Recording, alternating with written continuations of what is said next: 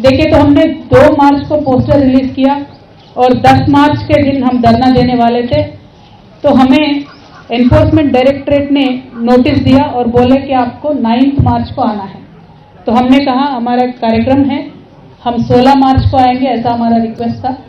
लेकिन पता नहीं उनको क्या जल्दबाजी है, पता नहीं ये जो इन्वेस्टिगेशन दिल्ली एक्साइज पॉलिसी को लेके चल रही है, इसमें कौन सी आफत आने वाली है अगर हमें 2 दिन का और समय दे देंगे।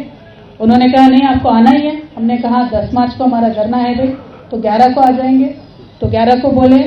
लेकिन इस बीच में जो ईडी का और हमारा कम्युनिकेशन हुआ था, इसका मुझे आप सबसे शेयर करना है। देखिए, जब भी एनफोर्समेंट डायरेक्टरेट और या किसी भी इन्वेस्टिगेटिव एजेंसी एक वुमेन सिटीजन को इंट्रोगेट करना चाहती है, तो एक फंडामेंटल राइट वुमेन का होता है कि वुमेन के घर पे आके इन्वेस्टिगेट करें।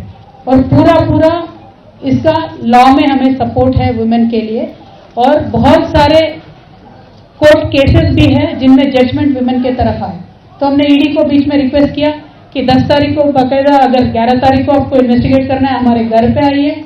अक्यूज किसी के साथ आपको इंट्रोगेट करवाना है तो उनको भी लेके आइए, घर में बैठ के इन्वेस्टिगेशन कर सकते हैं, क्योंकि लॉ हमें सपोर्ट करती है। उन्होंने कहा नहीं, आपको खुद चल के आना होगा। देखिए, मैं तो पॉलिटिकल लीडर हूँ,